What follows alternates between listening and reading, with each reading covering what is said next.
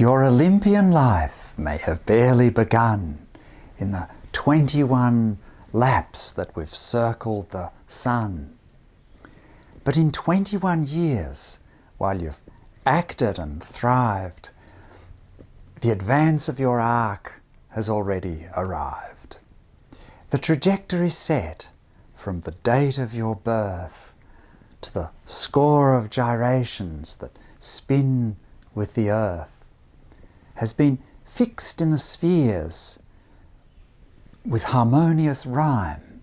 It's to travel by art and by music through time, to descry through our orbit the cosmos of feeling that lives for as long as our planet is reeling. At the foot of your bed, there's a tawny violin. It's with this that your trips through the timeline begin. You connect with Byzantium, hark to the sound that the nations and ages have since passed around. With the alto command of the bass and the drone in its rich combination of rhythms and tone. To the gentle Renaissance, the sanguine Baroque, whose effusive inventions continue to shock.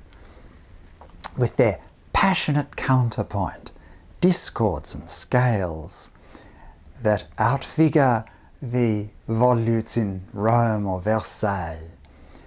To the lofty Enlightenment, lighter in touch, with its intimate tunes and emotional clutch. To tumultuous feeling that grabs and encloses in surging and stormy romantic composers. You sound every epoch for tenor and leaning to enter its innermost spirit and meaning, connecting the tissue of sound that emotes in its logical veins of mellifluous notes, and in each you imagine the inn or the court or the home where the manners of ages are taught. The intelligent, changeable human relations that riddle the thinking of epochs and nations. To penetrate time and geographies too, there's another resource that is central to you. It's the language for all that is said and is sung, which inheres in the cerebral chamber and tongue. Your Italian and French are like English for you. It's the same if it's street or it's strada or rue. You make sense of the grammar, not only the word, but the rules to which to anyone else are absurd. You make sense of the mystery binding the sound to a meaning beyond and at large and unbound, which is all metaphorical, built on extension, abstracting the concrete by ancient convention, establishing concepts by smart prepositions that give to the verbs those enhanced definitions.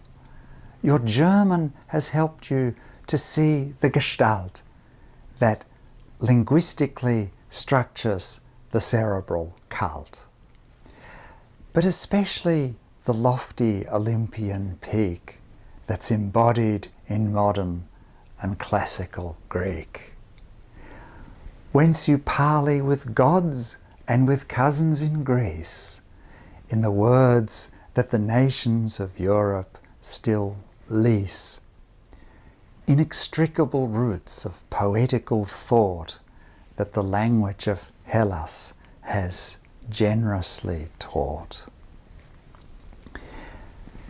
But beneath these abstractions, still further in time, is a bodily beat with its rhythm and rhyme, a compulsion to music that's steeped in the dance that is also predestined to morph and advance, to develop its steps in accord with the mood to which music and language will also allude. In the age before rock, before ballet or jig, there was always a leg song from mirror minor to big, where the corporal movement responded to sound, with reciprocal metrical springing and bound. This unthinkably ancient, remarkable art was innate in our souls before history's start. It's our body and intellect feeling a beat for connecting the ears and the heart with the feet. It has structured the intimate heartbeat of song by a bond that is ancient, poetic, and strong.